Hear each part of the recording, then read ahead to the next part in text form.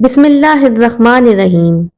अगर गुस्ल वाजिब हो और सहरी पहले कर ली और गुस्ल बाद में नमाज से पहले कर लिया तो ऐसी हालत में रोजा होगा या नहीं।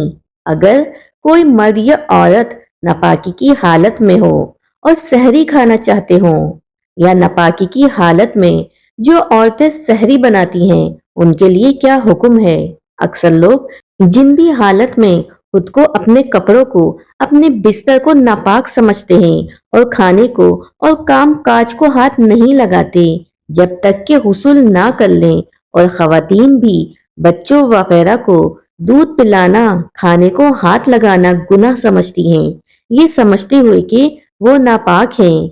इसी तरह माह रमजान में जनाबत की हालत में सहरी करने को नाजायज समझते हैं और कहते हैं कि नापाकी की हालत में रोजा रखना गुनाह है। तो नाजरीन, शरीयत इस बारे में क्या कहती है, हमारे दीन में इस बारे में क्या हुक्म है, इन तमाम सवालात के जवाबात आज हम आपको अहदीस की रूह से देंगे। आपसे बस गुजारिश इतनी है कि वीडियो को मुकम्मल देखिए ताकि कोई भी अहम बात आपसे मिस ना हो जाए।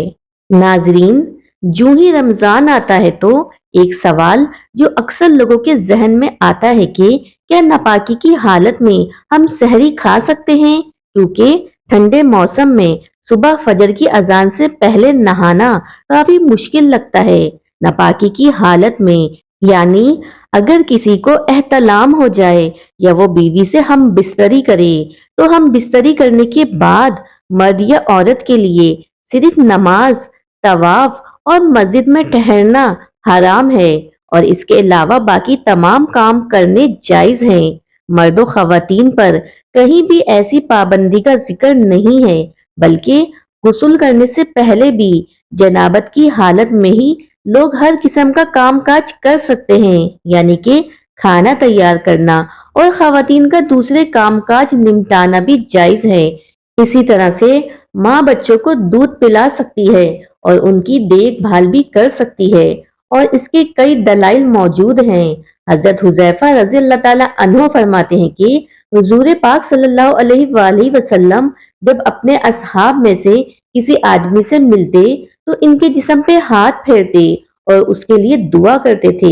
एक दिन सुबह के वक्त आप सल्लल्लाहु अलैहि वसल्लम को देखकर मैं कतरा गया।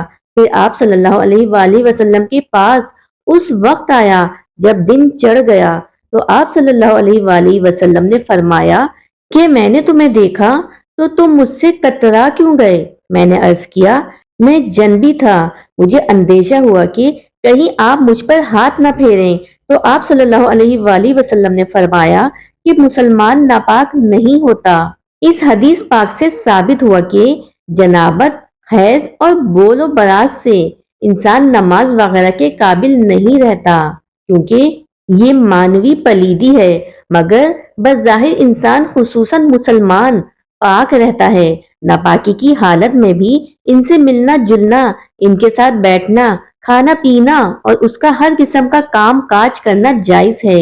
अब आते हैं अपने मौजू की तरफ कि क्या नापाकी की हालत में सहरी कर सकते हैं या नहीं।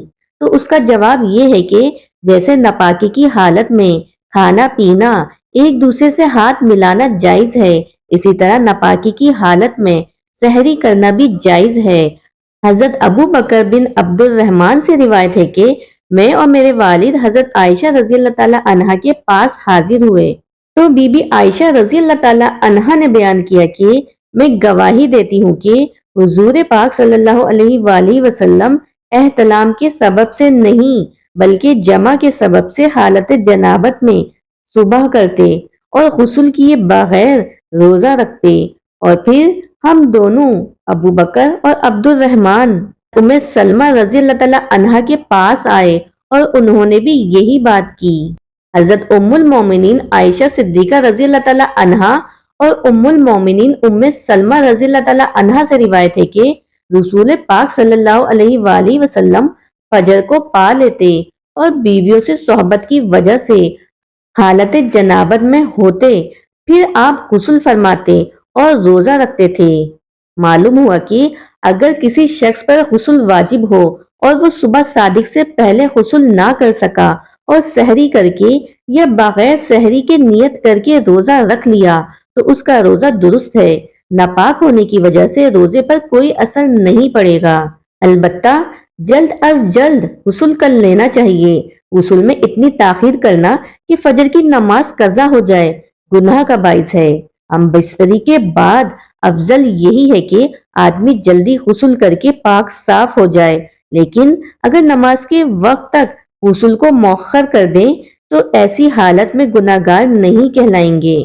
البتہ فجر تک غسل مؤخر کرنے کی صورت میں اگر ہم بستری کے بعد سونا ہو تو بہتر یہی ہے کہ آدمی استنجا اور وضو کر لے اور پھر سو جائے اور پھر بیدار ہو کر غسل کر لے۔ چنانچہ مشکوہ شریف کی روایت میں ہے کہ حضرت عمر فاروق رضی اللہ تعالیٰ عنہ نے رسول پاک صلی اللہ علیہ وآلہ وسلم سے عرض کیا کہ مجھے رات کو جنابت لاحق ہوتی ہے، یعنی احتلام یا جنابت سے غسل واجب ہوتا ہے۔ آپ صلی اللہ علیہ وآلہ وسلم نے فرمایا کہ اسی وقت وضو کر کے وضو کو دھو کر سو جایا کرو۔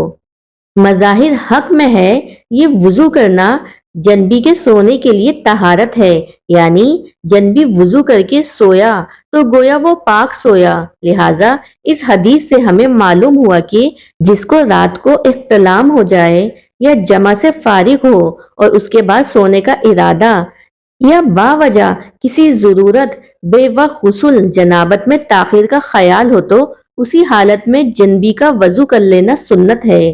تمام باتوں کا خلاصہ یہ ہے کہ اگر کوئی شخص ناپاکی کی حالت میں ہو جائے اور سحری کرنا چاہتا ہو تو اس کے لیے بہتر تو یہی ہے کہ غسل کر کے سحری کر کے، اور اگر غسل کا وقت نہ ہو یا کوئی اور عذر ہو تو وضو یا کلی وغیرہ کر کے سحری کر لینی چاہیے، اس لیے کہ جنابت کی حالت میں سحری کھانا منع نہیں ہے۔